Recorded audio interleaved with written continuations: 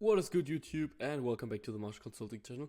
In today's video, I'm basically going to show you what you need to do as soon as you have a student inside of your school and he did this trial class, whether it was for free or for like a couple of dollars, whatever. And now you're basically sitting down with him afterwards or whatever, and you're asking him to sign up. Like, how should you handle this process? First of all, how do you actually get them to sign up, and what do you do if they don't sign up? Like, if you don't get them to sign up.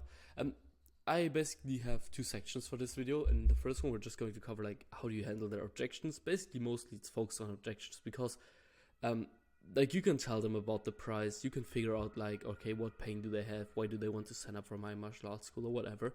Like, that's all easy. The real hard stuff is like, okay, when they tell you, yeah, I need to go away and think about, like, how do you deal with that. And second of all, and I'm basically going to show you how you can get them to sign up even after they've already left your school, like how you follow up with them, etc., after their trial class. So let's get started with this. First of all, I've covered the objection part in two sections because there are different types of objections. First of all, you have two objections which are just smoke screens, and then you have three others which are basically actual objections, right? And no matter what they say, it will always get under these five categories. So let's start with the smoke screens for now. So let me just make sure I get this away. Not like this. Let me just maybe this.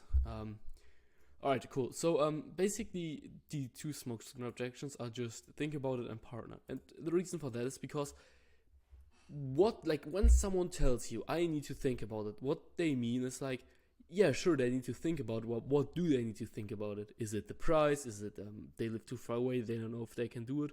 Or is it that they just need to talk this over with their partner, which in that case would be like a partner objection. But there's always a reason on why they need to go away and think about it. But if you also really think about like, which is funny, think about whatever, right? Like if they go away and they want more information, for example, there is no better way to get more information other than you, because you're most likely the owner of the school. And so the best way to get more information is not to afterwards go on the website or receive like an email or whatsoever. The best way to get more information is to actually ask you right there, right now, because you're sitting down with them, right? So when someone says, I need to think about it, tell them like, yeah, hey, sure, what do you need to think about? No, don't say that directly. Actually say, like, if they like, ask them if they enjoyed the class. So let's play this through. Like, yeah, I need to think about. Okay, all right, yeah, sure, no problem. You can go away and think about it. Just before you do go away, the class today was good. Like, did you enjoy it? Yeah, the class was fantastic. Cool. And what aspects of the class did you really like today? X, Y, and Z, whatever. And in terms of when you do go away, and you need to think about like, what is it specifically that gets you go away and makes you think about it. Like, what do you want to specifically think about? And then they'll usually tell you, oh, it's just the money that I need to think about, whatever. And then you don't have to think about objection anymore. You've overcome that, and you basically have now a money objection. But it's the same for the partner. Like, basically same process. You just need to ask them like, okay, and what do you want to talk about with your partner? I guess you're not just gonna sit there and like just talk. Like, you need to talk about like an actual topic, so to speak, right? And like, so those two are relatively easy to overcome. And I'll actually try to draw this out here for you, because I've just had an idea what we can do as well. So let's say we do this like, let's do it again. Like, oops, nope. Super sorry for my awful drawing skills here. Let's just take this. So basically what you then have is you have partner. Oh no, like, think about it. Say think about it. And let me just go ahead and make this like this for now. I don't know, like this is fine. So you have this. Before we continue with this on the right, although let me actually really quick. I'm super sorry that you also have to endure my awful drawing skills here right now. But I mean, you're watching this video, so it's also your fault, kind of. Nah, I'm just kidding. Partner. So basically, there's like a pyramid that you have to go down to, in terms of like objections, right? And like on top, we have think about it. Say, I tell you, I need to think about it, but in reality, I need to talk to a partner. In reality, they need to talk to their partner about something like money. And this is where we get to the next part of this. So those are basically like the actual objections. And no matter what they say, it will always fall under one of these three categories. So let's say they say, I live too far away, it would be logistics.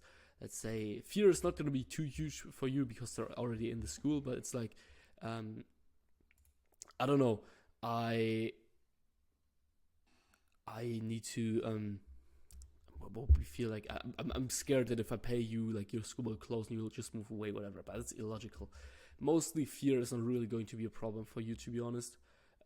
Although it can, I wouldn't say never, but I would say in most cases there will be money or logistics for you, because like most people, they'll just be like, yeah, I don't know, it's just too expensive right now. I don't know if we can afford this or whatever, or stuff like this. Or they'll tell you, yeah, I don't know if I can do this. Like we live far away from this. Like I don't know if I can drive every single week, whatever.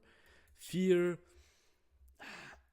it's just fear. I would rephrase fear. Like fear can be a big case, but just in terms of like, not in terms of like, more in terms of like fear of being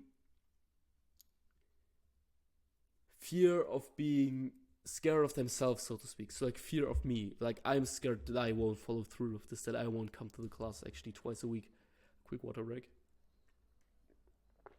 So because when we have fear, for example, there are actually 4 different types of fear. I should actually write this down. So we have fear of myself, fear of you, fear of the past, and fear of the future.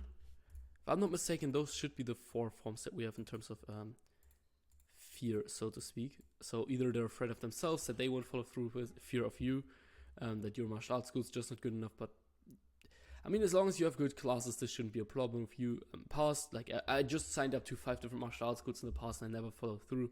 And future, like I don't know if I will actually follow through with this in the future, right?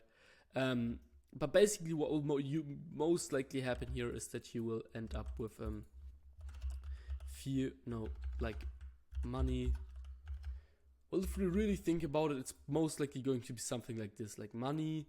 And I'll actually take something back for now. So I think actually fear is a bigger thing than I said 1 second ago, because we'll probably let me just try and see if I can. No, is there like, yes, that's what we want to do. So we have money, then we have sometimes logistics. I would say logistics, but usually what it really comes down to, if I now think about this whilst recording this video, it's usually just let me just fear at the bottom.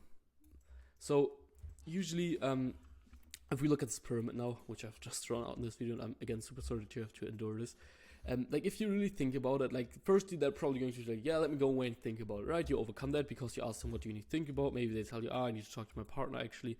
Okay, you ask them what they want to talk about with their partner, and they tell you money. And then they tell you, I don't know if I can afford this, and you tell them, yeah, well, you can do the first month instead of like $150, you can do it for $100 right now, blah blah blah blah. Like to overcome money, it's just about like asking them if they.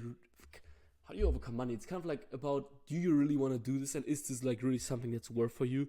But usually, like when you really ask them about money, what's usually going to happen is they're going to tell you also something like, but I don't know, like, yeah, sure, the money thing is possible. I don't know, I just live too far away from the school or whatever. Or like, what's another good logistic objection? Let me think for a second. I don't know, something like, I'm gonna go on vacation soon, like I don't know if I want to sign up right now, right? Like something like this, that would probably be logistics. Which, to be fair, it is also overcomable. Like it is not impossible to overcome any of these objections. Like all of those are actually, like, you can overcome all of them. Logistics, if they tell you like, yeah, I go on vacation soon, like you can just tell them, all right, cool, we'll just pause your payment whilst you're on vacation, right? Like there's always a solution for any of these. And then it's usually just comes down to fear, like, and then you just have to figure out like what type of fear is it? Is it fear of themselves, like, or is it fear of you, of yours as the school owner, or is it fear of their past, or of their future? And then you like as when you figure it out, you've probably solved it by like 50% of already, maybe even 60 or something like that, because then you know what you have to handle with, and then you know what you have to overcome, and then you shouldn't really have like that. Like there is no real big salesy tactic or sort whatsoever. It's just really about kind of overcoming the person, so to speak, right? And yeah, it is 100% possible to overcome these objections, but like always remember, don't try to use like any tactics or whatsoever. Like just try to actually help the person and to actually solve a problem for that person. And real quick, if that person doesn't have a problem and they're not a fit for your school whatsoever, then don't try to sell them. But I think this right here should teach you something about objection, what we've just talked about. If you have like more questions about this, let me know in the comments. But that's that. Now let's talk about what do you do like when you just can't overcome these objections. Like you gave it your best, but they're just stubborn, or you're just not good enough at sales yet whatsoever. Like what do you do when they just tell you, nah, I just wanna go away. Like I really don't want to sign up right now, right? Like what do you do then? Well, first of all, we have like our own process here, which we use for all of our clients once someone doesn't sign up at there directly. So 2 days afterwards, I would suggest you just follow this process. You just copy this process basically, right? Obviously, I won't give you like the text messaging scripts or the phone scripts, but it's relatively simple on how this works. So 2 days after, you just text them again, like saying like, hey, just following up again if you want to sign up now, whatsoever. PS, you can use this link to directly sign up, whatever, something like this. And you can also like give them a call again, like just talk with them over the phone again. 3 days afterwards, send them another text message. Same for 4 days afterwards, just following up if they haven't picked up the phone, if they haven't answered the first text message. And then 5 days afterwards, like if they haven't answered at all up to now, like just call them again. If they ever answer, like sure, like just open a conversation. And again, if they don't sign up at all, then like just put them in for the next database reactivation. This is at least what we do. Like we just then text them again like 3 months and ask them if they want to come for a trial class again or whatsoever, or whatever offer we have going by then.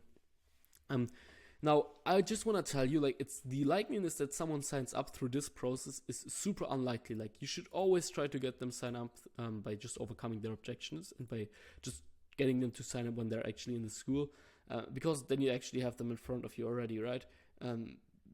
It's relatively simple and obvious, but I still wanted to mention this. Now, this is everything for this video. I hope you found it useful. If you want us to implement a process like these into your school and actually help you like getting a fuck ton of students, so to speak, you can click the first link in the description. Full transparency, it's a funnel. It's me trying to sell you something, but yeah, if you're interested in that, you can click it. Otherwise, watch the other videos on this channel or don't do whatever you want to. Have a wonderful day, and I'll see you in the next one. Bye bye.